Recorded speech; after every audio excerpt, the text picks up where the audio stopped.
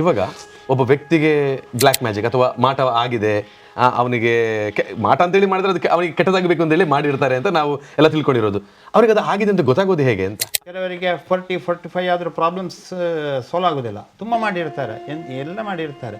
ನಮಗೆ ನಾವು ಏನು ಅದನ್ನು ಬ್ಯಾಕ್ಗ್ರೌಂಡ್ ನೋಡದೆ ನಾವು ಎಲ್ಲ ಟೆಕ್ನಿಕಲ್ ಆಗಿ ಹೇಳ್ತೇವೆ, ಬಟ್ ಮಾಡಲಿಕ್ಕೆ ಅವರಿಗೆ ಮನಸ್ಸು ಬರೋದಿಲ್ಲ. ಯಾಕೆ? ಇನ್ನೂ ಅವರಿಗೆ ಟೈಮ್ ಬರಲಿಲ್ಲ. ಬೇಸಿಕ್ ಎಷ್ಟುಂಟು ಅಂತ, ತಂದೆಯ ತಲೆಯನ್ನು ಮಗನ ತಲೆಗೆ ಇಡ್ಲಿ ಅಂತ ಇಟ್ಟ ತಕ್ಷಣ ಟಾಕ್ಕ ಬೀಳ್ತಾನೆ ಅವನು. ಆ ಶಕ್ತಿ ಇವನಿಗೆ ಟ್ರಾನ್ಸ್ಫರ್ ಆಗ್ತದೆ. ಹೌದಲ್ಲ? ನಮಸ್ಕಾರ ಎಲ್ರಿಗೂ. ಇವರಿಂದ ಎಷ್ಟೋ ಮಂದಿ ತಮಗೆ ಇಲ್ಲದೇ ಇದ್ದಂತಹ ನೆಮ್ಮದಿಯನ್ನ ಇವರ ಮೂಲಕವಾಗಿ ಪ್ರಶ್ನಾ ಚಿಂತನೆಗಳ ಮೂಲಕ ಪಡ್ಕೊಂಡಿರೋದು ಕೂಡ ನನಗೆ ಗೊತ್ತಿದೆ. ಹಾಗಾಗಿ ಮತ್ತೊಂದು ಬಾರಿ ನಾನು ಬಂದು ಭೇಟಿಯಾಗಿರುವಂತಹದ್ದು ವೇದಮೂರ್ತಿ ವಿದ್ವಾನ್ ಶ್ರೀ ಗಂಗಾಧರ್ ಭಟ್ ಮೂಡಬಿದ್ರೆ ಅವರನ್ನ. ಇವತ್ತು ನನ್ನಲ್ಲಿ ಇರ್ತಕ್ಕಂಥ ಪ್ರಶ್ನೆಗಳು ಜ್ಯೋತಿಷ್ಯ, ಮಂತ್ರವಾದ, ಹಾಗೇನೆ ಅಂಜನ ಅಂತ ಹೇಳುವಂತ ಈ 3 ವಿಚಾರಗಳ ಬಗ್ಗೆ ಒಂದಷ್ಟು ತಿಳ್ಕೊಂಡು ಬರೋಣ. ಒಂದು ಎಪಿಸೋಡ್ ಒಂದಷ್ಟು ಲಾಂಗ್ ಇದ್ರೂ ಕೂಡ ನೀವು ಪೂರ್ತಿಯಾಗಿ ನೋಡಿ ಮುಂದೆ ನಾನು ಏನು ಮಾಡಬೇಕು ಅನ್ನುವಂಥದ್ರ ಬಗ್ಗೆ ಹೆಜ್ಜೆ ನೀಡೋದಕ್ಕೆ ಖಂಡಿತವಾಗ್ಲೂ ಸಾಧ್ಯ ಆಗ್ತದೆ ಅನ್ನುವಂಥದ್ದು ನನ್ನ ಒಂದು ನಂಬಿಕೆ. ನಮಸ್ತೆ, ನಿಮಗೆ ಹೇಗಿದ್ದೀರಿ ತಾವು? ಆರಾಮ್. ಓಕೆ, ನೀವು ಜ್ಯೋತಿಷ್ಯ ಶಾಸ್ತ್ರದ ಜೊತೆಗೆ ಮಂತ್ರವಾದದಲ್ಲೂ ಕೂಡ ಪರಿಣಿತಿಯನ್ನ ಪಡೆದುಕೊಂಡಿರ್ತಕ್ಕಂತಹವರು ಅಂತ ಹೇಳುವಂಥದ್ದು ನನಗೆ ಗೊತ್ತಾಗಿದೆ. ಹಾಗಾಗಿ ನೀವು, ನಾನು ಹಾಗೆಯೇ ನಿಮ್ಮ ಮಗ ಬಹಳಷ್ಟು ಆತ್ಮೀಯರಾಗಿರುವ ಕಾರಣದಿಂದ ಒಂದಷ್ಟು ನಾವು ಅದರ ಬಗ್ಗೆ ಡಿಸ್ಕಸ್ ಮಾಡ್ತಾ ಇರ್ತೇವೆ. ನನಗಿರುವಂಥ ಪ್ರಶ್ನೆಗಳಿಗೆ ಯಾರ ಜೊತೆ ಉತ್ತರವನ್ನು ಕಂಡುಕೊಳ್ಳೋಣ ಅಂತ. ಕೆಲವೊಂದು ಬಾರಿ ನನಗೆ ಮಾನಸಿಕವಾಗಿ ನೆಮ್ಮದಿಯಲ್ಲೆಲ್ಲ ಇದ್ರೆ ಟೆಂಪಲ್ಗೆ ಹೋಗ್ತೇನೆ, ಅಲ್ಲಿ ಹೋಗಿ ದೇವರ ಜೊತೆಗೆ ನಾನು ಪ್ರಾರ್ಥನೆಯನ್ನು ಮಾಡಿ ಬರ್ತೇನೆ. ಹಾಗೆ ನನಗೆ ಈ ರೀತಿಯ ಸೋಷಿಯಲ್ ಮೀಡಿಯಾ ಜರ್ನಲ್ ಇರುವ ಕಾರಣದಿಂದ ದಿನನಿತ್ಯ ಏನಾದರೂ ಒಂದು ಆಲೋಚನೆಗಳು ಬರ್ತಾ ಇರ್ತದೆ. ಹಾಗಾಗಿ ಕೆಲವು ಪ್ರಶ್ನೆಗಳನ್ನು ನಾನು ಇವತ್ತು ರೆಡಿ ಮಾಡ್ಕೊಂಡು ಬಂದಿದ್ದೇನೆ. ಅದಕ್ಕೆ ನಿಮ್ಮಿಂದ ಉತ್ತರವನ್ನು ಪಡ್ಕೊಳ್ಬೇಕು, ವೀಕ್ಷಕರಿಗೆ ಕೊಡಬೇಕು ಅಂತ ಹೇಳುವ ಕಾರಣದಿಂದ ಮೊದಲಿಗೆ ನಾನು ಕೇಳೋದಿದ್ರೆ, ಜ್ಯೋತಿಷ್ಯ ಓಕೆ ಎಲ್ಲ ಕಡೆಗಳಲ್ಲಿ ನೋಡ್ತಾ ಇರ್ತೇವೆ, ಈ ಮಂತ್ರವಾದ ಅಂತ ಹೇಳುವಂಥದ್ದು ಕೂಡ ಇವತ್ತಿನ ಬಹಳ ಮುಖ್ಯವಾದ ಟಾಪಿಕ್. ಈ ಮಂತ್ರವಾದ ಅಂದ್ರೆ ಏನು ಅಂತ? ಮಂತ್ರವಾದ ಶ್ರೀ ಗುರುಭ್ಯೋ ನಮಃ. ಎಲ್ಲ ಗುರುಗಳಿಗೂ, ದೇವರಿಗಳಿಗೂ, ಎಲ್ಲರಿಗೂ, ಗುರು ಹಿರಿಯರಿಗೂ ಕೂಡ ನಮ್ಮ ಸಾಷ್ಟಾಂಗ ನಮಸ್ಕಾರ. ಅದು ಯಾಕಂತ ಕೇಳಿದರೆ ಗುರುಗಳು ಉಪದೇಶ ಕೊಟ್ಟ ಕಾರಣ. ಗುರು ಹೇಳಿದ್ರೇನೆ ಗುಕಾರು ಅಂಧಕಾರತ್ವ ಋಕಾರತ್ವ ನಿವಾರಕ. ಗುರು ಹೇಳುವ ಶಬ್ದ ಕತ್ತಲೆಯಿಂದ ಯಾರು ಪರಿಹರಿಸ್ತಾನೆ ಅವನು ಗುರು ಅಂತ. ನಮ್ಮ ಗುರುಗಳೆಲ್ಲ ಹಾಗೆ ಏನು ಇಲ್ಲದೆ ನಮಗೆ ಪಾಠವನ್ನು ಹೇಳಿಕೊಟ್ಟಂತಹ ಗುರುಗಳು. ಓಕೆ, ಹಾಗಿರುವಾಗ ಗುರುಗಳಿಗೆಲ್ಲ ಸಾಷ್ಟಾಂಗವಾಗಿ ನಮಸ್ಕರಿಸಿಕೊಂಡು ಮಂತ್ರವಾದ ಅಂತ. ಮಂತ್ರ ಅಂತ ಹೇಳಿದರೆ ಮನಸಾತ್ರಾಯತೆ ಐತಿ ಮಂತ್ರ ಅಂತ. ಮನಸ್ಸಿನಲ್ಲಿ ನಾವು ಮನೆಯಲ್ಲೆಲ್ಲ ಹೇಳ್ತೇವೆ, ನೀನೆಂಥದ ಮಣ ಮಂತ್ರ ಮಾಡ್ತೀವಿ, ಹೆಂಡತಿಗೆಲ್ಲ ಹೇಳ್ತೇವೆ. ಹೆಚ್ಚಿಗೆ ಹೇಳೋದು ಹೆಂಡತಿಗೆ, ಪಾಪದವಳು ಅವಳು ಒಬ್ಬಳೇ ಸಿಗೋದು, ಮತ್ತೆ ಅಕ್ಕ ತಂಗಿಯರಿಗೆ ಎಲ್ಲ ಹೇಳಲಿಕ್ಕೆ ಆಗೋದಿಲ್ಲ, ರಿಯಾಕ್ಟ್ ಮಾಡ್ತಾರೆ. ಮನಸಾತ್ರಾಯತೆ ಐತಿ ಮಂತ್ರ ಅಂತ ಒಂದು ಶಬ್ದ. ಮನಸ್ಸಿನಲ್ಲಿ ನೀವು ಏಕಾಗ್ರತೆಗೆ ತಂದು ಋಷಿಗಳಾಗಿ ಅದನ್ನು ಕಣ್ಣು ಮುಚ್ಚಿಕೊಂಡು ಏನು ಸ್ವಪ್ನಾವಸ್ಥೆಗೆ ಹೋಗತಕ್ಕಂಥ ಒಂದು ವಿಚಾರ. ನೀವು ಇಲ್ಲಿ ಇದ್ದಾಗೇ ನಿಮಗೆ ಅದು ಮೇಲೆ ಹಾವು ಹರಡಿಕೊಂಡು ಹೋದರೂ ಗೊತ್ತಾಗೋದಿಲ್ಲ, ನಿಮಗೆ ಏನಾದರೂ ಹಸಿವೆ ಆದರೂ ಗೊತ್ತಾಗೋದಿಲ್ಲ. ಆ ಒಂದು ಧ್ಯಾನಕ್ಕೆ ನಾವು ಆ ಒಂದು ಮಂತ್ರದ ಶಕ್ತಿಯನ್ನು ಹಿಡ್ಕೊಂಡು ನಾವು ಧ್ಯಾನ ಮಾಡಿದರೆ ಅದು ಮಂತ್ರ ಅಂತ ನನ್ನ ಒಂದು ಅಭಿಪ್ರಾಯ. ತುಂಬ ಅರ್ಥಗಳು ಇರ್ಬೋದು. ಪ್ರತ್ಯಕ್ಷರಂ ಪ್ರತಿಪದಂ ಅನೇಕ ಕೂತಗರ್ಭಿದಂ. ಒಂದೊಂದು ಶಬ್ದಕ್ಕೆ ಲಕ್ಷಗಟ್ಟಲೆ ಅರ್ಥ ಉಂಟು. ನನಗೆ ಗೊತ್ತಿದ್ದ ಅರ್ಥವನ್ನು ನಾನು ಹೇಳ್ತೇನೆ. ಮಂತ್ರ ವಾದ ಅಂತ ಹೇಳ್ತಕ್ಕಂಥ ಒಂದು ನೀನು ಎಂಥದ ನನ್ನ ಹತ್ರ ವಾದ ಮಾಡ್ತೀವಿ ಅಂತ ನಾವು ಹೇಳ್ತೇವೆ. ಹೈಕೋರ್ಟ್, ಸುಪ್ರೀಂ ಕೋರ್ಟ್ ಎಲ್ಲ ವಾದ ಮಾಡ್ತಾರೆ. ವಾದ ಮಾಡೋದು ಏನು ಹೇಳಿದರೆ ಜಸ್ಟ್ ಒಂದು ಪಾಯಿಂಟ್. ಈಗ ರೀಸೆಂಟ್ ಎಷ್ಟೋ ನಮ್ಮ ಸಿನಿಮಾ ನಟರು ಇವರೆಲ್ಲ ಹೇಗಿದ್ದಾರೆ ಎಲ್ಲ ಗೊತ್ತುಂಟು ಪ್ರಪಂಚಕ್ಕೆ. ಆ ಒಂದು ಪಾಯಿಂಟಿಗೋಸ್ಕರ ಒಮ್ಮೆ ಬೇಲ್ ಸಿಗ್ತದೆ, ಬೇಲ್ ಸಿಗೋದಿಲ್ಲ, ಇನ್ನೊಮ್ಮೆ ಮನೆ ಊಟ ಸಿಗ್ತದೆ, ಸಿಗೋದಿಲ್ಲ. ಇದೆಲ್ಲ ಸಿಗ್ತದೆ, ಸಿಗೋದಿಲ್ಲ, ಎರಡು ವಾದದಲ್ಲಿ ಆಗೋದು. ಇವರೊಂದು ವಾದ ಮಾಡಿದ ತಕ್ಷಣ ಅವರೊಂದು ವಾದ ಮಾಡ್ತಾರೆ. ವಿಚಾರ ಏನು ಕೇಳಿದ್ರೆ ಆ ವಾದ ಮಾಡತಕ್ಕಂತಹ ಏಕಾಗ್ರತೆ, ಪುಸ್ತಕದ ವಿಮರ್ಶೆಗಳು, ಈ ಪುಸ್ತಕದ ವಿಮರ್ಶಾದಿಗಳನ್ನ ಹಿಡ್ಕೊಂಡು ವಾದ ಮಾಡ್ತಾರೆ.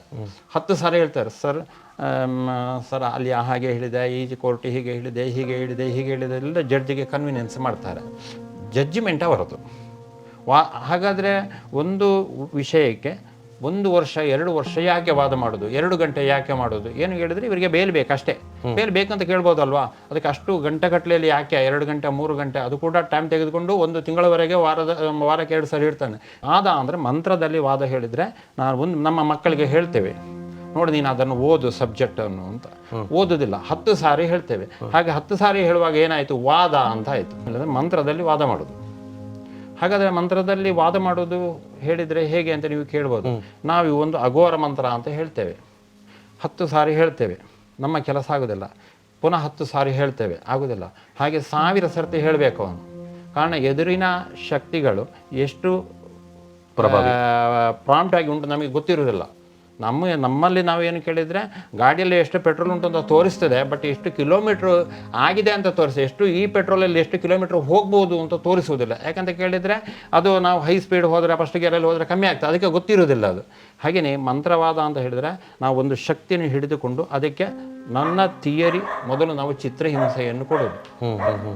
ಪೊಲೀಸರು ಲಾಠಿ ಚಾರ್ಜ್ ಮಾಡಿದ್ರು ಅಂತ ಹೇಳಿದರೆ ಪೊಲೀಸರ ಕೈಗಿಂತ ಲಾಠಿಗೆ ಜಾಸ್ತಿ ನೋವಾಗೋದು. ಕರೆಕ್ಟ್. ಕಾರಣ ಚಾರ್ಜ್ ಮಾಡಬೇಕಾದ್ರೆ ಅಲ್ಲಿ ಲಾಠಿಯಲ್ಲಿ ಚಾರ್ಜ್ ಮಾಡೋದು, ಅದಕ್ಕೆ ಹೆಲ್ಪೇ ಯಾವುದೇ ಹ್ಯಾಂಡ್ ಮಾತ್ರ.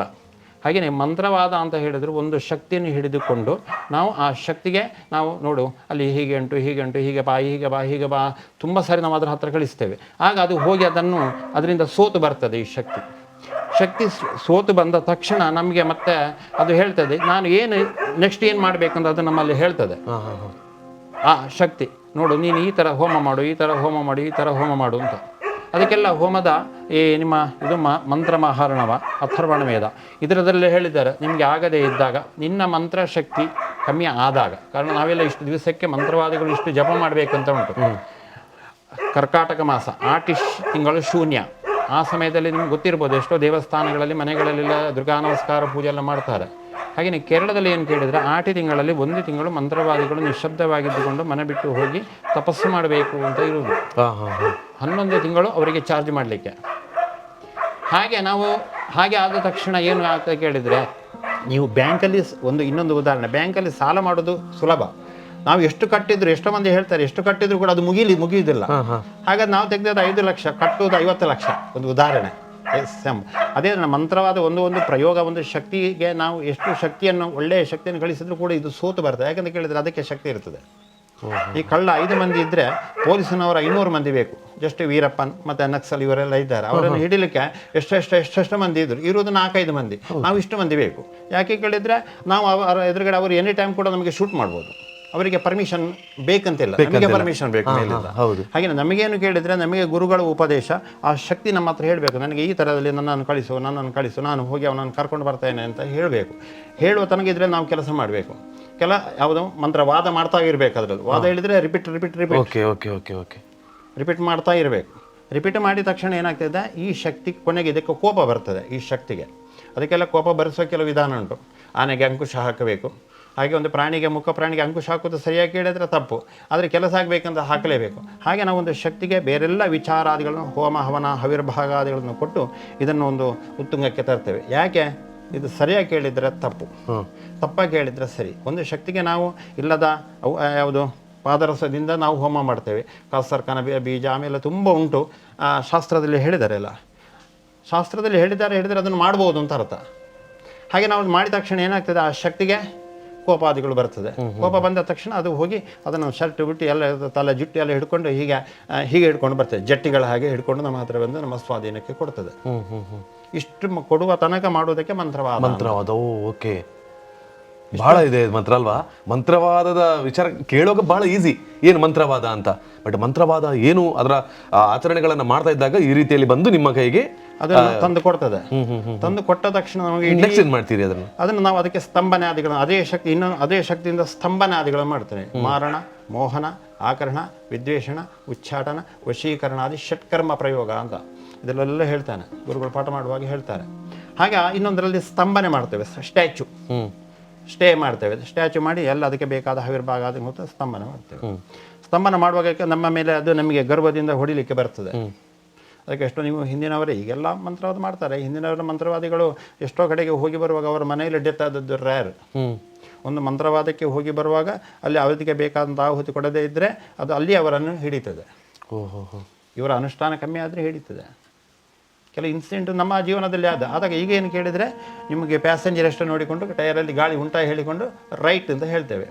ಇಲ್ಲದ್ರೆ ನಮ್ಮ ಟೈರಲ್ಲಿ ಗಾಳಿ ಇಲ್ಲ, ಡೀಸೆಲ್ ಇಷ್ಟು ಕಿಲೋಮೀಟರ್ ಹೋಗ್ಬೇಕು ಹೇಳಿದರೆ ಸರಿ, ನೀವು ಡ್ರೈವಿಂಗ್ ಮಾಡಿಕೊಂಡು ಹೋಗಿ ಅಂತ ಹೇಳಿಬಿಡ್ತೇವೆ. ಬಟ್ ಏನು ಕೇಳಿದರೆ, ಒಂದು ಶಕ್ತಿಗೆ ನೀವು ಅದಕ್ಕೆ ಬೇಕಾದಂಥದ್ದನ್ನು ಕೊಡಬೇಕು. ಕೊಡದೇ ಇದ್ದರೆ ಯಾರು ಕರೀತಾನ ಅವನಿಗೆ ತೊಂದರೆ ಆದಿಗಳನ್ನು ಕೊಟ್ಟೇ ಹೋಗ್ತದೆ. ಇಂಥ ಸಾವಿರಾರು ಇನ್ಸಿಡೆಂಟ್ಗಳು ಅದೇ ಮಂತ್ರವಾದ ಹೇಳಿದರೆ ಅದೊಂದು ಏನು ಕೇಳಿದರೆ, ನಿಮಗೆ ಒಂದು ಆಪರೇಷನ್ ಥಿಯೇಟ್ರಿಗೆ ಹೋಗಿ ಆಪರೇಷನ್ ಮಾಡಿ ಬಂದಾಗ ಮಂತ್ರವಾದದ ಮೂಲಕ ಜನರಿಗೆ ಒಂದು ಒಳ್ಳೆದನ್ನೇ ಮಾಡಬಹುದಾ ಅಥವಾ ಕೆಟ್ಟದನ್ನೇ ಮಾಡಬಹುದಾ? ಈ ರೀತಿ ಯಾವ ರೀತಿ ಅದರ ಒಂದು ವಿಶ್ಲೇಷಣೆ ಕೊಡ್ತೀರಿ ಅಂತ ಕೇಳಿದರೆ, ಪೆನ್ನು ಇರುತ್ತೆ, ಈ ಪೆನ್ನಲ್ಲಿ ಲವ್ ಲೆಟರ್ ಬರೆಯುವುದು. ಒಳ್ಳೆಯ ಕಾದಂಬರಿಯನ್ನು ಬರೆಯುವುದು, ಅದು ಬರೆಯುವವನ ಕೈಯಲ್ಲಿ ಇರುವುದು. ಓಕೆ, ಅಂದರೆ ಎರಡೂ ಮಾಡ್ಬೋದು, ಎರಡೂ ಮಾಡಲಿಕ್ಕಾಗುತ್ತೆ. ಒಳ್ಳೇದು ಮಾಡ್ಬೋದು, ಕೆಟ್ಟದ್ದು ಮಾಡ್ಬೋದು. ಷಟ್ಕರ್ಮ ಮಾರಣ ಅಂತ ಹೇಳಿದ್ದಾನೆ. ಮೊದಲು ಹೇಳಿದ ಮಾರಣ ಅಂದರೆ ಮನುಷ್ಯನ ಕೊಲ್ಲುವುದು. ಮೋಹನ, ನನ್ನ ಕಡೆಗೆ ಬೇಕಾದ ರೀತಿಯಲ್ಲಿ ಅವನು ಮೂರ್ಛಾವಸ್ಥೆಗೆ ಕೊಂಡೋಗೋದು. ವಶೀಕರಣ, ನನ್ನ ಆಚೆಗೆ ತರುವುದು. ಈಗ ರೀಸೆಂಟಾಗಿ ನಾವೊಂದು ಹೇಳ್ಬೋದು, ನಿತ್ಯಾನಂದ ಸ್ವಾಮಿಗೆಲ್ಲ ಒಂದು ರಾಜ್ಯವನ್ನೇ ತೆಗೆದುಕೊಂಡಿದ್ದಾರೆ ನಮ್ಮ ನಿತ್ಯಾನಂದ ಸ್ವಾಮಿ. ಹಾಗಾದರೆ ಯಾಕೆ ಅಷ್ಟು ಮಂದಿ ಅವರೊಟ್ಟಿಗೆ ಹೋದರು? ಅಲ್ಲಿ ಏನುಂಟು? ಅದೊಂದು ಪ್ರಪಂಚ ಬೇರೆ ಅದು. ಹಾಗೆಯೇ ಮಂತ್ರವಾದದಲ್ಲಿ ನಿಮಗೇನು ಕೇಳಿದರೆ ಮಾರಣ, ಮೋಹನ, ಸ್ತಂಭನ, ವಶೀಕರಣ, ವಿದ್ವೇಷಣ, ಒಬ್ಬರನ್ನು ಡಿವೈಡ್ ಮಾಡ್ಬೋದು, ಉಚ್ಚಾಟನ, ಊರು ಬಿಟ್ಟು ಓಡಿಸ್ಬೋದು. ಕೆಲವು ಹೇಳ್ತಾರೆ ಅವರೊಂದು ಭಟ್ರಿಗೆ ಅಥವಾ ಇಂಚವರಿಗೆ ಪ್ರಾಬ್ಲಮ್ ಮಾಡಿದ್ದು ಮತ್ತೆ ಊರು ಬಿಟ್ಟೆ ಹೋದ ಅಂತೆಲ್ಲ ಹೇಳೋದು ಈಗಲೂ ಉಂಟು. ಕಾರಣ ಏನು ಕೇಳಿದರೆ ಇದೆಲ್ಲ ಷಟ್ಕರ್ಮದಲ್ಲಿ ಬರ್ತದೆ. ಲಾ ಅಂತ ಹೇಳೋದು ಕೇಳಿದರೆ, ಲಾ ಹೇಳಿದರೆ ನೀವು ಎದ್ರು ತಪ್ಪು, ಲಾದಲ್ಲಿ ಕೂತರು ತಪ್ಪು, ಇದು ಲಾ. ಆದರೆ ಎದ್ದಾಗ ಹೇಗೆ ಹೇಳಬೇಕು, ಕೂತ್ಕೊಳ್ಳುವಾಗ ಹೇಗೆ ಕೂತ್ಕೊಳ್ಬೇಕು, ಅದು ಒಂದು ನಮ್ಮ ಬೇಸಿಕ್. ಈಗ ನಮ್ಮ ಪೊಲೀಸ್ನವರು ಇರ್ತಾರೆ ಅಂತ ಇಟ್ಕೊಳ್ಳಿ, ಪೊಲೀಸ್ನವರಿಗೆ ನಾನು ಅವಹೇಳನ ಮಾಡಿದ್ದಲ್ಲ, ಅವರಿಗೆ ಕೇಸ್ ಹಾಕಬೇಕಂತಿದ್ರೆ ನೀವು ನಾರ್ಮಲ್ ಆಗಿ ಹೋದರೂ ನಿಲ್ಲಿಸ್ತಾರೆ.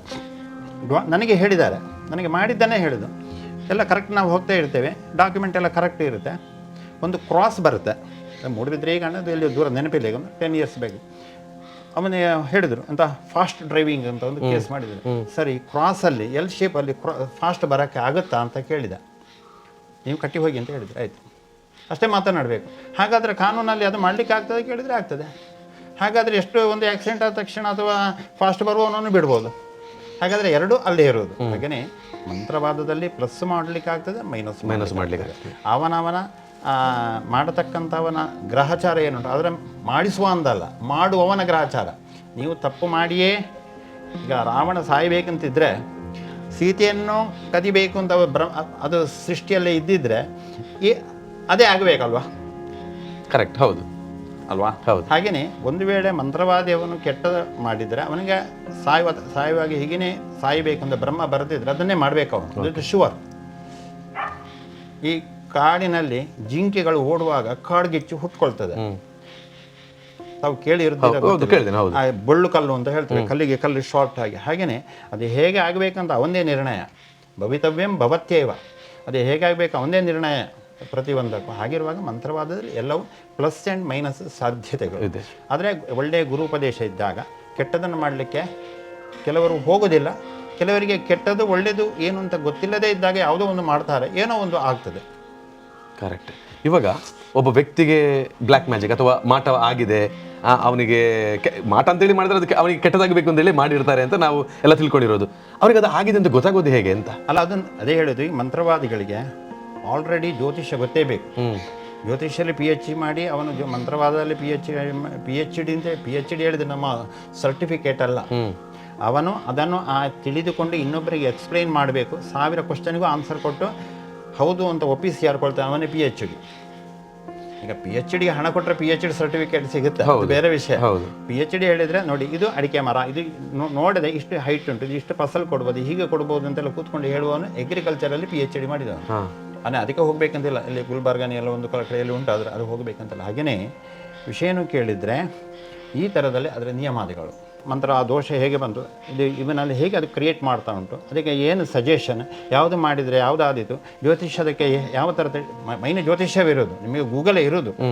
ಡ್ರೈವಿಂಗ್ ಮಾತ್ರ ನೀವು ಮಾಡಬೇಕು, ಗೂಗಲ್ ಹಾಕಿದ್ರೆ ನಿಮಗೆ ರೋಡ್ ಸಿಗಲ್ಲ, ಎಷ್ಟು ಎಕ್ಸ್ಪರ್ಟ್ ಡ್ರೈವರ್ ಆದರೂ ಸಿಗಲ್ಲ. ಹಾಗೆಯೇ ಈ ಮಂತ್ರ ಜ್ಯೋತಿಷ್ಯರಿಗೆ ಅದು ಕರೆಕ್ಟ್ ಗೊತ್ತಿದ್ದರೆ ನಾವು ಎಷ್ಟೋ ಕಡೆಗೆ ಹೋದಾಗ ಇಲ್ಲಿ ಊರಲ್ಲಿ ಸತ್ಕೇಂದ್ರದಲ್ಲೂ ಔಟ್ ಆಫ್ ಅಲ್ಲೂ ನೋಡಿ ಇಂಥ ಶಕ್ತಿಯನ್ನು ಕಳಿಸಿ ಈ ಥರದಲ್ಲಿ ಇಷ್ಟು ಜಪ ಮಾಡಿ, ಬಟ್ ಅವರಿಗೆ ಆಗದಿದ್ದಾಗ ನಾವು ಹೆಲ್ಪ್ ಮಾಡಿದ್ದುಂಟು. ಇಷ್ಟು ನಾವು ವೇಷ್ಟಿಯಲ್ಲಿ ಇರ್ತೇವೆ, ಒಂದು ಹಿಡ್ಕೊಂಡು ಬೇಕಾದ ದ್ರವ್ಯವನ್ನು ಹಿಡ್ಕೊಂಡು ಜಪ ಮಾಡ್ತೇವೆ. ಯಾಕಂತ ಹೇಳಿದರೆ ಅಲ್ಲಿ ನಾವು ಹೋದ ನಂತರದಲ್ಲಿ ಅಲ್ಲಿ ಕೇಸ್ ಪಾಸ್ ಆಗಬೇಕು. ಆಗಲಿಲ್ಲ ಹೇಳಿದರೆ ಅವರು ಕೂತ್ಕೊಳ್ತಾರೆ ಮಂತ್ರವಾದಿಗಳು, ನಾವು ಕೂತ್ಕೊಳ್ಬೇಕಲ್ವಾ, ನಮಗೆ ಬೇರೆ ಕೆಲಸ ಇರೋದು, ನಮಗೆ ರಾಶಿಯಲ್ಲಿ ನೋಡಲಿಕ್ಕೆ ಮಾತ್ರ ಇರೋದು. ಅವರಿಗೆ ಮಂತ್ರ ಹೇಳಿಕೊಂಡು ಟೈಮ್ ಪಾಸ್ ಆಗುತ್ತೆ, ನಮಗೆ ಪಾಸ್ ಆಗಲ್ಲ. ಅದಕ್ಕೆ ನಾವೇನು ಮಾಡ್ತೇವೆ, ನೀವು ಹರಟೆ ಯಾಕೆ ಹೇಳಿಕೊಂಡು ನಾವು ಜಪ ಮಾಡಿ ನಮ್ಮ ಶಕ್ತಿಯನ್ನು ಅವರಿಗೆ ಕೈಯಲ್ಲಿ ಕೊಡ್ತೇವೆ, ಹಾಕಿ ರಾಶಿ ನೋಡ್ತೇವೆ, ಬರ್ತದೆ. ಅದು ನಮ್ಮ ಹೆಲ್ಪ್ ನೇಚರ್. ಹಾಗೆ ನಮಗೆ ಜ್ಯೋತಿಷ್ಯಗಳಿಗೆ ಅದು ಗೊತ್ತಿದ್ದ ಕಾರಣ ಮಾತ್ರ ನಾವು ಅದನ್ನು ಮೂವ್ ಮಾಡಲಿಕ್ಕೆ ಆಗ್ತದೆ. ಇಲ್ಲಾಂದರೆ ಅವರು ಮಾಡಿದ ಅವರು ಬೆಳಿಗ್ಗೆ ಅವರಿಗೆ ಮನಕ್ಕೆ ಕೇಳ್ತಾರೆ, ಕೆಲವರು ಬಂತಲ್ವಾ ಅಂತ ಕೇಳ್ತಾರೆ ಮಂತ್ರವಾದಿಗಳು. ಆಗ ನಾವು ಅವರಿಗೆ ಸೋದಿತೆ ಅಂತ ನಾವು ತಿಳ್ಕೊಳ್ಬೇಕು. ನಾವು ಹಾಗೆ ಅಂತ ಹೇಳಲಿಕ್ಕೂ ಆಗೋದಿಲ್ಲ. ಕರೆಕ್ಟ್. ಅವರ ಏಜಿನ ಮೇಲೆ ನಾವು ಅದನ್ನು ನೋಡ್ತೇವೆ, ಸರಿ ಬಂತು ಅಂತ ಹೇಳ್ತೇವೆ. ಆಗ ನಾವು ಮಾಡೋದು ದೊಡ್ಡ ತಪ್ಪು. ಮಂತ್ರವಾದಿಗಳ ಜ್ಯೋತಿಷ್ಯರನ್ನ ಮಾಡಲಿಕ್ಕೆ ಬಾರ್ದು. ಮಂತ್ರವಾದಿಗಳಿಗೆ ಆದರೆ ಇವರು ಹೆಲ್ಪ್ ಮಾಡಬೇಕಂತಿದ್ರೆ ಅದರ ಬಗ್ಗೆ ಇವರಿಗೆ ಪ್ರತ್ಯಂಗಿರ ಅಥವಾ ತುಂಬ ಶಕ್ತಿಗಳ ಬಗ್ಗೆ ತಿಳಿದಿರಬೇಕು. ಅನುಷ್ಠಾನ ಬೇಕು. ಅನುಷ್ಠಾನ ಹೇಳಿದರೆ ಖಾಲಿ ಜಪ ಮಾಡೋದಲ್ಲ, ಆ ಶಕ್ತಿಯನ್ನು ಆರಾಧಿಸಬೇಕು. ನಮ್ಮ ಹತ್ರ ಒಂದು ಕಾರ್ ಇದ್ದರೆ ಕಾರನ್ನು ಡೈಲಿ ತೊಳೆಯೋದು, ಬೇಕಾದ ರೀತಿಯಲ್ಲಿ ಎಲ್ಲ ಒರೆಸಿಕೊಂಡು ಕ್ಲೀನ್ ಮಾಡಿಕೊಂಡಿದ್ದರೆ ಮಾತ್ರ ಅದು ಕಾರು ಉಂಟು, ಹೊಸ್ತು ತಂದಿದ್ದೇನೆ, ತಿಂಗಳಿಗೊಮ್ಮೆ ನಂದೇ ವಾಶ್ರೂಮಿಗೆ ಕೊಂಡು ಹೋಗಿ ಇಡ್ತೇನೆ, ಯಾವುದು ಕ್ಲೀನ್ ಮಾಡುವಲ್ಲಿ ಹೇಳಿದರೆ ಅದು ಆಗೋದಿಲ್ಲ. ನಿಮ್ಮ ಕಾರನ್ನು ನೀವು ತೊಳಿತಾ ಇದ್ದರೆ ಮಾತ್ರ ಅದು ನಿಮ್ಮನ್ನು ಪ್ರೀತಿಯಿಂದ ನೋಡ್ತದೆ, ಎಲ್ಲಿ ಬೀಳುವಾಗಲೂ ನೋಡ್ತದೆ. ಎಕ್ಸಾಂಪಲ್, ಕೆಲವು ಟೆಂಪಲ್ಗಳಲ್ಲಿ ಮಾವುತ ಕುಡಿದು ಬಿದ್ದರು, ಗೊತ್ತುಂಟು ಟೆಂಪಲ್ ಯಾವುದು ಬೇಡ, ಆನೆ ಮಾವುತನನ್ನು ಎತ್ತಿಕೊಂಡು ಬಂದು ಒಂದು ಕಡೆಯಲ್ಲಿ ನಿಲ್ಲಿಸ್ತದೆ ಅಂತ. ರೀಸೆಂಟ್ಗೆ ಒಂದು 10-20 ವರ್ಷದ ಎಷ್ಟೋ ಉಂಟು. ಯಾಕೆ? ಇವನಿಗೆ ಅದರ ಮೇಲೆ ಪ್ರೀತಿ ಇದ್ದಾಗ ಅದು ರಿಟರ್ನ್ ತೋರಿಸ್ತದೆ. ಕರೆಕ್ಟ್. ಪರಸ್ಪರಂ ಭಾವಯಂತಹ ಶ್ರೇಯಂ. ಕೃಷ್ಣ ಹೇಳಿದ್ದಾನೆ, ಪರಸ್ಪರವಾಗಿ ನೀನು ಒಬ್ಬರನ್ನು ನೀನು ಒಳ್ಳೆಯತನದಲ್ಲಿ ಭಾವಿಸು, ಆಗ ನಿನಗೆ ಶ್ರೇಯಸ್ಸಾಗ್ತದೆ. ಅದು ಯಾವ ಶಕ್ತಿ ಅಂತಲ್ಲಿ ಕೃಷ್ಣ ಹೇಳಿಲ್ಲ. ಪರಸ್ಪರಂ ಭಾವಯಂತಹ ಶ್ರೇಯಂ ಪರಮಂ ಅವಾಪ್ಸತೆ. ಅಂದ್ರೆ ಕೇವಲ ಮನುಷ್ಯನ ಜೊತೆಗೆ ಮಾತ್ರ ಅಲ್ಲ, ನನ್ನ ಜೊತೆಗೆ ಇರುವಂತಹ ವೆಹಿಕಲ್ಸ್ ಆಗಿರ್ಬೋದು, ಅದನ್ನು ಕೂಡ ನನ್ನ ಪ್ರೀತಿಯಿಂದ ನೋಡಿದ್ರೆ ಅದು ನನ್ನ ಪ್ರೀತಿಯಿಂದ ನೋಡುತ್ತೆ. ಸೊ ನನ್ನ ಜೊತೆ ಇರುವಂತಹ ಯಾವುದೇ ವಸ್ತುಗಳನ್ನು ಕೂಡ ಅದೇ ಪ್ರೀತಿಯಿಂದ ನೋಡಬೇಕು ಅಂತ ಹೇಳುವಂಥದ್ದು ಅಲ್ವಾ? ಕರೆಕ್ಟ್. ಈಗ ನಾವೆಂತ ಮಾಡ್ತೇವೆ ಕೇಳಿದರೆ, ಮನುಷ್ಯನನ್ನು ಮಾತ್ರ ನೋಡ್ತೇವೆ, ಅವನು ಮೋಸ ಮಾಡ್ತಾನೆ. ಅದೇ ನೀವು ಒಂದು ದನವನ್ನು ತೋರಿಸಿ, ಒಂದು ನಾಯಿಯನ್ನು ರೀಸೆಂಟಾಗಿ ಎಷ್ಟೋ ಕಡೆಯಲ್ಲಿ ನಾವು ನೋಡಿದ್ದೇವೆ ಅಲ್ವಾ? ಒಬ್ಬ ಸತ್ತು ಎಷ್ಟೋ ದಿವಸ ಅಂತ ಅವನ ಹೆಣದ ಹತ್ತಿರ ಹೋಗಿ ನಾಯಿ ಇದನ್ನು ಎಷ್ಟೋ ನಾವು ನೋಡ್ತೇವೆ. ಕರೆಕ್ಟ್. ಹೇಗೆ ಅವನು ಅಷ್ಟೊಂದು ಪ್ರೀತಿಯನ್ನು ಕೊಟ್ಟಿದ್ದಾನೆ. ಪ್ರೀತಿಯನ್ನು ಕೊಟ್ಟಾಗ ಅದು ರಿಟರ್ನ್ ನಿಮಗೆ ಪ್ರೀತಿಯನ್ನು ಕೊಡ್ತದೆ, ಪ್ರತಿಯೊಂದು ಕೂಡ. ಅದನ್ನು ಯಾರು ಅರ್ಥೈಸಲ್ಲ. ನಾನೆಂತ ಹೇಳಿದರೆ ಹಾಗೆ ಹೀಗೆ ಅಂತ ನಾವು ಹೇಳ್ತೇವೆ, ಹಾಗಲ್ಲ. ನೀವು ಭಗವಂತನನ್ನು, ಒಂದು ಶಕ್ತಿಯನ್ನು, ಒಬ್ಬ ದೇವತೆಗಳನ್ನು ನೀವು ಪ್ರೀತಿಯಿಂದ ನೋಡಿದರೆ ನಿಮಗೆ ಹೇಳಲಿಕ್ಕೆ ಆಗದಿದ್ದರೆ ಅದೇ ನಿಮ್ಮನ್ನು ಏಳಿಸ್ತದೆ. ಇಂಥದ್ದು ಎಷ್ಟೋ ನಮ್ಮ ಕಲಿಯುವಾಗ ಗುರುಗಳ ಅನುಭವದಲ್ಲಿ ತುಂಬ ಉಂಟು. ನಮಗೆ ಅಂತ ಹೇಳಿದರೆ 90% ಗುರುಗಳ ಪಾಠ. ಗುರುಗಳು ಹೇಗೆ ಮಾಡ್ತಾರೆ ಅದನ್ನು ನಾವು ನೋಡೋದು ಪುಸ್ತಕದಲ್ಲಿ ನೋಡಿಕೊಂಡು ನಾವೇ ತಿಳ್ಕೊಳ್ಬೇಕು. ಗುರುಗಳೇ, ನೀವು ಈ ಪುಸ್ತಕ ಪ್ರಕಾರದಲ್ಲಿ ಹೀಗೆ ಹೇಳಿದ್ದೀರಾ ಅಂತ ಕೇಳಲಿಕ್ಕಿಲ್ಲ. ಕೇಳಿದರೆ ಇವನು ಬೆಪ್ಪ ಅಂತಾಯಿತು. ನೀವು ತಿಳಿದುಕೊಂಡು ಅಲ್ಲಿ ಆ ಪಿಕ್ಚರನ್ನು ನೋಡಿಕೊಂಡು ಇಲ್ಲಿ ಆನ್ ದ ಸ್ಪಾಟಲ್ಲಿ ನಿಮ್ಮ ಯಾವುದು CT ನೀಟ್ ಎಲ್ಲ ಉಂಟಲ್ವ, ಟಿಕ್ ಅಂತ ಮಾಡ್ಕೊಂಡು ಹೋಗ್ತೀರಾ. ಆ ಥರದಲ್ಲಿ ಮಾಡೋದಾದ್ರೆ ಮಾತ್ರ ಅವನು ರ್ಯಾಂಕ್ ಸ್ಟೂಡೆಂಟ್, ಅವನು IPS IAS ಆಗ್ಬೋದು. ನೋಡಿಕೊಂಡು ಪೇಪರ್ ನೋಡಿಕೊಂಡು ನೀವು ಬರೆಯುವುದಾದರೆ, ಆನ್ಸರ್ ಪೇಪರ್ ನೋಡಿಕೊಂಡು ಬರೆಯುವುದಾದರೆ ನೀವು IPS ಅಲ್ಲ. ಕರೆಕ್ಟ್ ಅಲ್ವಾ? ಓಕೆ. ಮತ್ತೊಂದು, ಇವಾಗ ನೋಡಿ, ಮೊನ್ನೆ ರೀಸೆಂಟ್ಲಿ ಚಂದ್ರಗ್ರಹಣ ಎಲ್ಲ ಬಂದು ಹೋಯಿತು. ಸೊ ಈ ದೇವರಿಗೆ ಕೂಡ ಬ್ಲ್ಯಾಕ್ ಮ್ಯಾಜಿಕ್ ಅಂದರೆ ಈ ಮಾಟ ಮಂತ್ರಗಳ ದೋಷಗಳೆಲ್ಲ ಬರ್ತದ ಅಂತ ದೇವರಿಗೆ ಅಂತ ಹೇಳಿದರೆ ಸಾಕ್ಷಾತ್ ಭಗವಂತನಿಗೆ ಏನೂ ಆಗೋದಿಲ್ಲ. ಅವನೇ ನಿಯಾಮಕ. ಮಳೆ ಹರಿಯುವ ನೀರಿಗೆ ದೋಷ ಇಲ್ಲ ಅಂತ ಕೇಳಿರ್ಬೋದು. ಹರಿಯುವ ನೀರಿಗೆ ದೋಷ ಇಲ್ಲ ಅಂತ. ನಿಂತ ನೀರಿಗೆ ದೋಷ ಉಂಟು. ನಿಂತ ನೀರು ಹೇಳಿದರೆ ನೀವು ಒಂದು ದೇವಸ್ಥಾನದಲ್ಲಿ ಒಂದು ದೇವರನ್ನು ಪ್ರತಿಷ್ಠಾಪಿಸ್ತೀರಿ. ಪ್ರತಿಷ್ಠಾ ಸ್ಥಾಪನಾದ್ಯ ನಂತರಮೆಲ್ಲ ಹೇಳ್ತದೆ, ತಂತ್ರ ಸಮುಚ್ಚಯದಲ್ಲಿ ಹೇಳ್ತದೆ. ಹಾಗಿರುವಾಗ ಆ ದೇವತೆಗಳನ್ನು ನೀವು ಪ್ರತಿಷ್ಠಾಪಿಸುವ ಮುಂಚೆ ಆ ಲ್ಯಾಂಡ್ ಅಲ್ಲಿ ವಾಸ್ತು ಬರುತ್ತೆ, ಅದನ್ನು ಬರುವ ವರ್ಷದಲ್ಲಿ ಹೇಳ್ತೇನೆ, ನನಗೆ ಟೈಮ್ ಇಲ್ಲ. ಆ ವಾಸ್ತು ಭಗವಂತ ಅಲ್ಲಿ ಕೂತ್ಕೊಳ್ಳತಕ್ಕಂಥ ಸಿಚುವೇಶನ್ ನೀವು ಕಲ್ಪನೆ ಮಾಡದೇ ಇದ್ದಾಗ ನಿಮ್ಮ ಯಾವ ಥರದ ಮಂತ್ರಶಕ್ತಿಗಳು ಹೋಗಿ ಸೇರುವುದಿಲ್ಲ. ಓಕೆ. ಆ ಮಂತ್ರಶಕ್ತಿಗಳು ಸೇರಬೇಕಂತಿದ್ರೆ ಬೇಸಿಕ್ಕಿಂದ ಸರಿಬೇಕು. ಈಗ ನಾವು ಒಮ್ಮೊಮ್ಮೆ ದೊಡ್ಡ 20-30 ಎಲ್ಲ ಕಟ್ಟಡವನ್ನು ನೋಡ್ತೇವೆ. ಬಟ್ ನಾವು ಎಣಿಸ್ತೀವಿ ಎಂಥದ್ದೊಂದು 25 ಪಿಲ್ಲರಲ್ಲಿ ನಿಂತಿದೆ, ನಮಗೆ ಮಂಡೆ ಬಿಸಿ ಆಗ್ತದೆ. ಕೆಲವು ಇಂಜಿನಿಯರ್ ಕೇಳ್ತೇವೆ, ಇಲ್ಲ ಅದು ಇಷ್ಟು ಡೀಪಾಗಿ ನಾವು ಒಂದು ಹೀಗೆ ಅದನ್ನು ತೆಗೆದೆಲ್ಲ ಮಾಡ್ತೇವೆ. ಸರಿ, ಓಕೆ. ಸಮುದ್ರದ ಬದಿಯಲ್ಲೆಲ್ಲ ಮ್ಯಾಂಗ್ಳೂರಲ್ಲೆಲ್ಲ ಉಂಟು. ನಮಗೆ ಮೇಲೆ ಹೋದ ನಮಗೆ ತಲೆ ತಿರ್ತದೆ, ಕೂತವರಿಗೆ ಹೇಗೆ. ಹಾಗೆಯೇ ಆ ಬೇಸಿಕ್ ಪ್ರಕಾರದಲ್ಲಿ ಹೋದಾಗ ನಾವೇ ಪ್ರತಿಷ್ಠಾಪಿಸುವಂಥ ದೇವತೆಗಳನ್ನು, ಈಗ ನಾವೊಂದು ಶರ್ಟ್ ಹಾಕ್ಕೊಳ್ತೇವೆ, ಶರ್ಟಿಗೆ ಏನು ಕೇಳಿದೆ ಕಲೆ ಆದಾಗ ಅಲ್ಲಿ ಕರೆಕ್ಟ್ ನೋಡ್ಕೊಳ್ಬೇಕು. ಒಂದು ಕಪ್ಪು ಶರ್ಟ್ 4 ದಿವಸ ಹಾಕೊಳ್ಳೋದಾಗೋದಿಲ್ಲ. ಅದು ಆ ಕಲೆ ಆಗಿದೆ, ಅದಕ್ಕೆ ಎಲ್ಲಿ ನೋಡುವುದು, ಹೋಲ್ಡರ್ ನೋಡಬೇಕು, ಆಮೇಲೆ ಕಂಗಳು ನೋಡ್ಕೊಳ್ಬೇಕು. ಇದನ್ನು ನಾವೇ ಎಷ್ಟು ಸಾರಿ ಹಾಕ್ಕೊಂಡಿದ್ದೇವೆ, ಧೂಳಿಗೆ ಹೋಗಿದೆ, ಇದನ್ನು ನೋಡಿಕೊಂಡು ಆ ಶರ್ಟು ಮರುದಿವಸಕ್ಕೆ ಆಗ್ತಾ ಇಲ್ಲ ನೋಡ್ಕೊಳ್ಬೇಕು.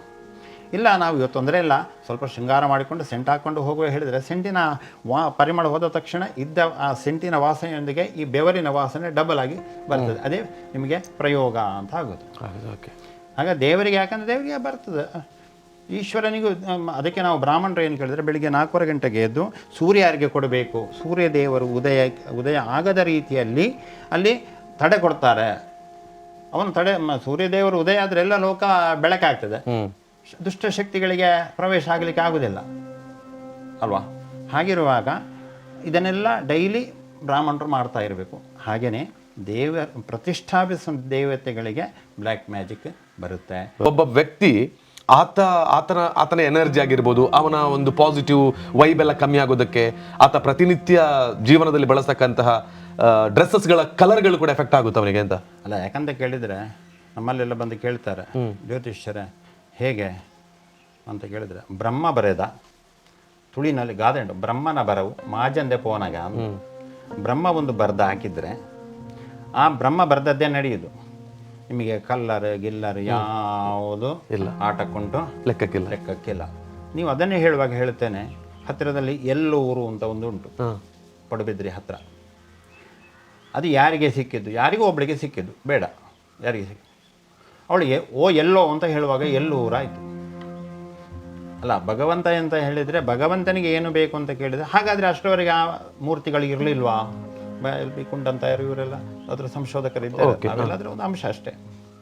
ಹಾಗಿರುವಾಗ ಏನು ಅಂತ ಕೇಳಿದರೆ, ಭಗವಂತನೇ ಹೇಳಿದರೆ ಅವನೊಂದು ವಿಶೇಷವಾದಂತಹ ಒಂದು ಶಕ್ತಿ, ಅದನ್ನು ಆರಾಧಿಸುವ ಕ್ರಮ ಶಾಸ್ತ್ರದಲ್ಲಿ ಆ ನಂತರ ನಿರ್ಣಯ ಅದು. ನಾವು ರೀಸೆಂಟಾಗಿ ಒಂದು ಅಷ್ಟಮಂಗಲಕ್ಕೆ ಹೋದಾಗ ಹೇಳಿದೆ, ದೇವರು ಮೊದಲ ವಾಸ್ತು ಮೊದಲ. ಎರಡು ಪ್ರಶ್ನೆ, ಇದಕ್ಕೆ ಉತ್ತರ ಪಕ್ಕ ಸಿಗಲಿಕ್ಕಿಲ್ಲ. ದೇವರು ಮೊದಲು. ಮತ್ತು ನಾವು ಆ ಮಗು ಹುಟ್ಟಿದ ತಕ್ಷಣ ಆ ಗಂಡು ಮಗು ಹೆಣ್ಣು ಮಗು ಮತ್ತೆ ಹೇಳಿದ್ವಿ, ಹೊಟ್ಟೆಯಲ್ಲಿರುವಾಗ ಗೊತ್ತಿದ್ರೂ ಹೇಳಲಿಕ್ಕೆ ಆಗೋದಿಲ್ಲ. ಹುಟ್ಟಿದ ನಂತರ ಅದರ ಅಳತೆನ ತೆಗೆದುಕೊಂಡು ಡ್ರೆಸ್ ಹೊಲಿಸಿಕೊಂಡು ಮತ್ತೆ ಇಂಗ್ಲೀಷ್ ಮೀಡಿಯಂ ಕನ್ನಡ ಮೀಡಿಯಂ ಹೋಗ್ತೇವೆ. ಹುಟ್ಟುವ ಮೊದಲು ನಾವು ಅದರಲ್ಲಿ ಯಾವ ಶಾಲೆಯಲ್ಲೂ ತೆಗೆದುಕೊಳ್ಳೋದಿಲ್ಲ. ಹಾಗೆಯೇ ಭಗವಂತ ಹೇಳೋದು ಮೊದಲು, ನಂತರ ಎಲ್ಲನೂ, ನಂತರ ಎಲ್ಲವೂ. ನಾವು ಬಳಸುವ ಡ್ರೆಸ್ ಆಗಿರ್ಬೋದು, ಅದು ಇದು ಎಲ್ಲನೂ ಕೂಡ ಅಲ್ವಾ. ಕಲರಿಗೂ ನನ್ನ ವೈಬ್ ಅಥವಾ ನನ್ನಲ್ಲಿರುವಂತಹ ಪಾಸಿಟಿವ್ ಎನರ್ಜಿ ಕಮ್ಮಿ ಆಗೋದಕ್ಕೆ ಏನು ವಿಚಾರಗಳಿಲ್ಲ ಅಂತ ಇಲ್ಲ. ಯಾಕಂದ್ರೆ ನಾನು ನಿನ್ನೆ ಒಂದು ಯಾರೋ ಬಂದು ದೊಡ್ಡವರು ಕೇಳಿದರು, ದೊಡ್ಡ ವ್ಯಕ್ತಿಗಳು, ರಾಜಕೀಯ ವ್ಯಕ್ತಿಗಳು. ನಾನು ಹೇಳಿದಾಗ, ಸ್ವಾಮಿ ಈಗ ನೀವು ಹೀಗೆಲ್ಲ ಇದ್ದೀರಿ, ಪಾಪ ಮಹಾತ್ಮ ಗಾಂಧೀಜಿ ಒಂದು ಕಚ್ಚೆ ಹಾಕೊಂಡು, ಶಾಲ ಹಾಕೊಂಡು, ಕನ್ನಡಕ್ಕೆ ಇಟ್ಕೊಂಡು, ಕೋಲು ಇಟ್ಕೊಂಡು ಉಪ್ಪಿನ ಸತ್ಯಾಗ್ರಹ ಮಾಡಿದ್ದು ಯಾರಿಗೋಸ್ಕರ? ನಮಗೋಸ್ಕರ ಮಾಡಿತ್ತು. ನಾವೀಗಂತ ಅದು ಗಿದ್ದಂತೆಲ್ಲ ಮಾಡ್ತೇವೆ. ನಾವೀಗ ಆರಾಮದಲ್ಲಿ ಐಷಾರಾಮಿ ಕಾರಲ್ಲಿ ಬಸ್ ಹಾಕ್ಕೊಂಡೆಲ್ಲ ಹೋಗ್ತೇವೆ. ಇದಕ್ಕೆ ಕಾರಣ ಯಾರು? ಮೂಲ ಪುರುಷ ಅವರು. ಅವರೊಂದು ವೇಳೆ ಉಪ್ಪಿನ ಸತ್ಯಾಗ್ರಹ ಮಾಡಿ ಬ್ರಿಟಿಷರನ್ನು ದೂಡದಿದ್ದರೆ ನಾವು ಇವತ್ತು ಹೇಗೆ ಇದ್ದೇವೆ ಅಂತ ಗೊತ್ತಿಲ್ಲ. ಟ್ರಂಪ್ ಈಗ ಇರಾನ್ ಮೇಲೆ ಅಟ್ಯಾಕ್ ಮಾಡಿ ನನ್ನ ಕೈಗೊಂಬೆ ಆಗಬೇಕಂತ ಹೇಳಿದ ಹಾಗೆ ನಾವು ಇರ್ಬೋದಿತ್ತು ಅಂತ ಗೆಸ್ಸಿಂಗ್ ಅಷ್ಟೇ, ಗೊತ್ತಿಲ್ಲ. ಹಾಗೆಯೇ ಭಗವಂತ ಹೇಳಿದರೆ ಆ ಮೂಲ ಪುರುಷ. ನಾವೆಂತ ಮಾಡ್ತೇವೆ? ಗಾಂಧೀಜಿಗೆ ಮಕ್ಕಳಿಗೆ 4 ಚಾಕ್ಲೇಟ್ ಕೊಡ್ತೇವೆ ಗಾಂಧಿ ಜಯಂತಿ ದಿವಸ. ಗಣರಾಜ್ಯ ದಿವಸ ಅಂದರೆ ಬಾವುಟ ಹಾರಿಸ್ತೇವೆ, 4 ಲಾಡು ಕೊಡ್ತೇವೆ. ನಾವೆಲ್ಲ ಶಾಲೆ ಹೋಗುವ ಲಡ್ಡು ಏನೋ ಇತ್ತು. ಅವನಿಗೆ ಎಂತ ಉಂಟು? ಗಾಂಧೀಜಿಗೆ ಅಂತ ಶಾರದ ಮಾಡ್ತೇವೆ ಅಲ್ಲ, ಒಂದು ಎಲೆಯನ್ನು ಇಡ್ತೇವೆ, ಅವನ ಬಗ್ಗೆ 100 ಮಂದಿಗೆ ಊಟ ಹಾಕ್ತೇವೆ, ಏನಿಲ್ಲ. ಭಗವಂತ ಹೇಳಿದರೆ ಹಾಗೆ. ಭಗವಂತನಿಗೆ ನೀವು ಏನು ಬೇಡ, ಅವನು ಮಾಡಿದ್ದನ್ನೇ ನಮಗೆ ಅವನ ಹೆಸರನ್ನು ಹಿಡಿದುಕೊಂಡು ನಾವು ಬದುಕೋದು. ಈಗ ನಾವು ಬದುಕ್ತೇವೆ, ಮಂತ್ರವಾದ ಮಾಡ್ತೇವೆ, ಎಲ್ಲ ಮಾಡ್ತೇವೆ. ನಾವು ಬದುಕುವುದೇ ಅವನು ದೇವತೆಗಳು ಆ ಶಾಸ್ತ್ರವನ್ನು ಹಿಡ್ಕೊಂಡು ಗುರುಗಳು ಉಪದೇಶ ಕೊಟ್ಟ ಕಾರಣ ಮಾಡೋದು. ಹಾಗಾದರೆ ಇದು ಬೇಡ ಅಂತ ನೀವು ಬಿಡ್ಬೋದಲ್ವಾ? ಬಿಡ್ಬೋದು. ಬಿಟ್ಟರೆ ನಮಗೆ ಆ ಗುರುವಿನ ಶಾಪ ಬರ್ತದೆ. ಯಾವಾಗ ಬಿಡಬೇಕು ಅಂತ ಒಂದು ಜಡ್ಜಿಮೆಂಟ್ ಉಂಟು, ಹಾಗೆ ಮಾತ್ರ ಬಿಡಬೇಕು. ಶಾಲೆ ಟೀಚರ್ ಎಲ್ಲ ಹೇಳಿದರೆ 3:15 ಮನೆಗೆ ಹೋಗಿ ಅಂತ ಹೇಳೋದಿಲ್ಲ. HM 4 ಗಂಟೆಗೇ ಬೆಲ್ಲು ಹೊಡೆಯೋದು, ಅಷ್ಟೊಂದು ಕಾಯಲೇಬೇಕು. ನಿದ್ದೆ ಮಾಡಿ ಅಂತ ಮಾಡಿ, ಅದು ನಿಮಗೆ ಬಿಟ್ಟದ್ದು. ಇದು ಕೂಡ ಹಾಗೆ. ಓಕೆ, ಮತ್ತೊಂದು ಬಹಳ ಮುಖ್ಯವಾದಂಥ ವಿಚಾರ, ಸುಮಾರು ಬಂದು ಹೇಳಿದ್ದಾರೆ, ನನಗೆ ರಾತ್ರಿ ವೆಹಿಕಲ್ಸಲ್ಲಿ ಹೋಗುವಾಗ ಈ ಕಾಡು ಪ್ರದೇಶದಲ್ಲಿ ನನಗೆ ಈ ರೀತಿ ಕಂಡಿದೆ, ಬಿಳಿಯ ಒಂದು ವಿಷಯ ಕಂಡಿದೆ, ನನಗೆ ಪ್ರೇತ ಕಂಡಿದೆ, ನಾನು ಪ್ರೇತವನ್ನು ನೋಡಿದ್ದೇನೆ. ಇದು ಕೆಲವರು ಅವ್ರಿಗೇನೋ ಕಂಡಿದೆ ಅದನ್ನು ಹೇಳ್ತಾರೆ, ಕೆಲವರು ಅದನ್ನು ಹೇಳಿದಾಗ ಅಂಥ ವಿಷಯಗಳೇ ಇಲ್ಲ, ಅದು ಇರಲಿಕ್ಕೆ ಸಾಧ್ಯ ಇಲ್ಲ, ನೀನೇನೋ ಬೇರೆ ಏನೋ ನೋಡಿ ಅದನ್ನು ಆ ರೀತಿ ತಿಳ್ಕೊಂಡಿದೀಯಾ ಅಂತ. ನಾನು ನಿಮ್ಮ ಜೊತೆ ನೇರವಾಗಿ ಕೇಳೋದು, ಈ ಪ್ರೇತ ಅನ್ನುವಂಥದ್ದೆಲ್ಲ ಇದೆಯಾ ಅಂತ? ಪ್ರಪಂಚದಲ್ಲಿ, ಕರ್ನಾಟಕದಲ್ಲಿ ಅಲ್ಲ ಪ್ರಪಂಚದಲ್ಲಿ, ಈಗ ಭಾರತ ದೇಶ 145 ಕೋಟಿ ಏನೋ ಜನಸಂಖ್ಯೆ ಉಂಟಂತ. ನೀವು ಸೈನ್ಸ್ ಪ್ರಕಾರದಲ್ಲಿ ಹೋದರೆ ನನ್ನ ಲೆಕ್ಕದಲ್ಲಿ ಎಷ್ಟೋ ಕೋಟಿ, 140, ಅದಕ್ಕಿಂತ 3 ಪಟ್ಟು ಶಕ್ತಿಗಳುಂಟು. ಹೌದು.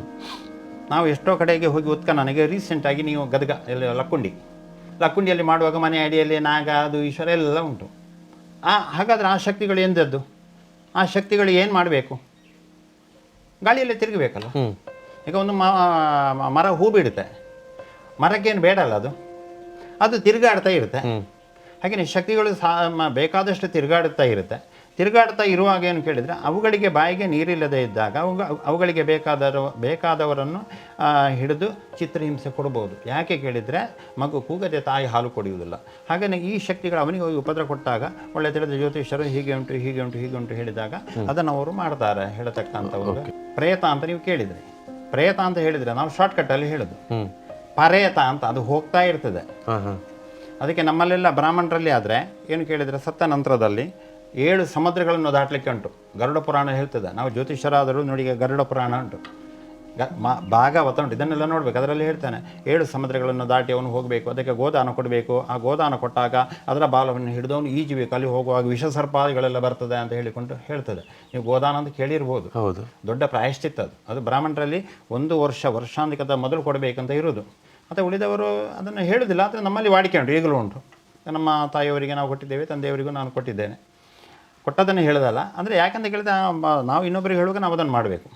ಪರೇತ ಅಂತ ಹೇಳುವಾಗ ಪುನ್ನಾಮ ನರಕಾತ್ರಾಯತಿಥಿ ಪುತ್ರ ಅಂತ ಒಂದು ಮಗ ಆಗಬೇಕಂತಿದ್ದರೆ ತಂದೆ ತಾಯಿ ಹೇಗೆ ಇದ್ದಾರೆ, ಸತ್ತನಂತರದಲ್ಲಿ ಹೇಗೆ ಇದ್ದಾರೆ ಅಂತ ಒಂದು ಆತ್ಮವನ್ನು ಚಿಂತನೆ ಮಾಡಬೇಕು. ನೀವು ಪರೀಕ್ಷೆಗೆ ಹೋಗುವ ಒಂದು ಪೆನ್ ಅಂಗಡಿಗೆ ಹೋದಾಗ ಒಂದು ಪೆನ್ ಅಂತ ತಗೊಳ್ತೀರಿ, ಹೊಸತೆ ಓಕೆ, ತೆಗೆದುಕೊಂಡ ಒಂದು ಮೊದಲು ಗೀರ್ ಅದೇ, ಆಮೇಲೆ ನಮಗೆ ಕೊಡ್ತಾನೆ, ನೋಡಿ ಇದು ಸರಿ ಉಂಟು, ಆಮೇಲೆ ಕೊಡ್ತಾನೆ. ಅಂದರೆ ಇಲ್ಲದಿದ್ದರೆ ಏನಾಗ್ತದೆ ಹೇಳಿದರೆ ಈ ಪೆನ್ನಿನ ಅವಸ್ಥೆ ಯಾರಿಗೂ ಗೊತ್ತಿರುವುದಿಲ್ಲ. ಪ್ರೇತಗಳಿಗೆ ಎಷ್ಟೋ ಕಡೆಯಲ್ಲಿ ನಾವು ಸದ್ಗತಿ ಮಾಡಿದಾಗ ಆಗೋದಿಲ್ಲ.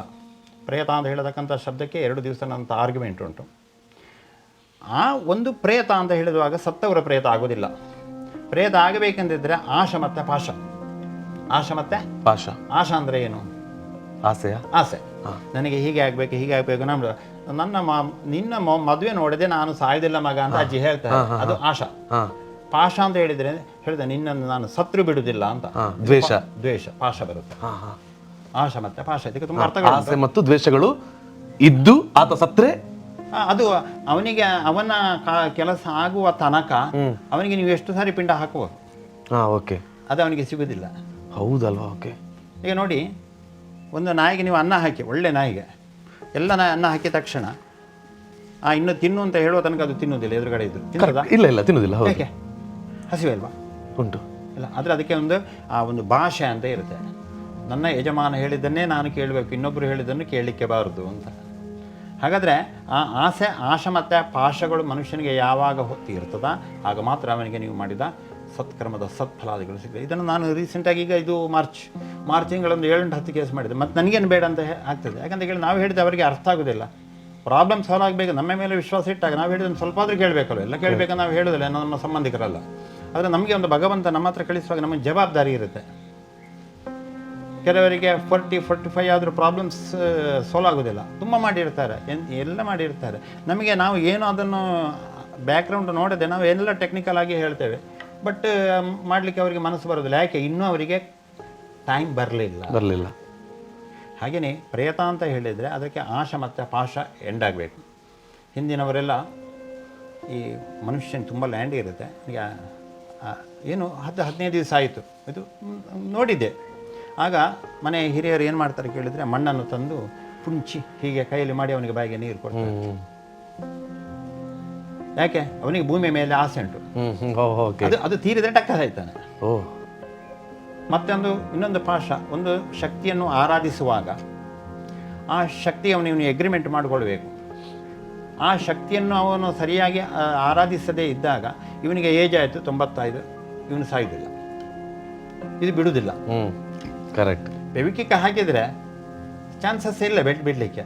ಯಾಕಂದರೆ ಇಷ್ಟವರೆಗೆ ನೀನು ನನ್ನಿಂದ ಸದುಪಯೋಗ ಪಡೆದುಕೊಂಡಿದ್ದೆ, ಈಗ ನನಗೇನಾದರೂ ದಾರಿ ತೋರಿಸು ಅಂತ. ಇದು ನನ್ನ ಕೇರಳದಲ್ಲಿ ನಾನು ಎಷ್ಟು ತುಂಬ ಮಂದಿ ಆಗ ನನ್ನ ಗುರುಗಳು ಹೇಳ್ತಾರೆ, ಹೇಳ್ತಾರೆ, ಅವನು ಚತ್ತಿಲ್ಲ ಎಂದ ಚೆಯ್ಯ 10-15 ದಿವಸ ಆಯಿತು, ಭಕ್ಷಣಮಿಲ್ಲ, ವೆಳ್ಳಮಿಲ್ಲ, ಎಂದ ಇಲ್ಲ, ನೀರಿಲ್ಲ, ಊಟ ಇಲ್ಲ ಅಂತ.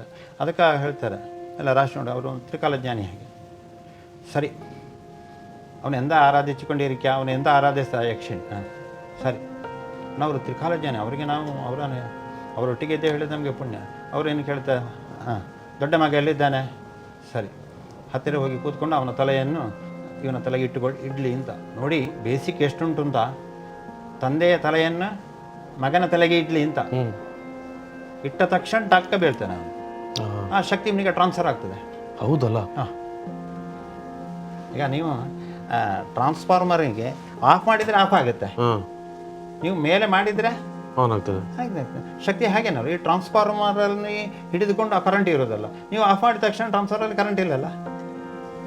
ಹಾಗೆಯೇ ಹಾಗೆ ಆಶ ಮತ್ತು ಪಾಶ ಈ 2 0ಗೆ ಬರುವಾಗ ಮಾತ್ರ ಅವನಿಗೆ ಮೋಕ್ಷ ಆಗೋದು.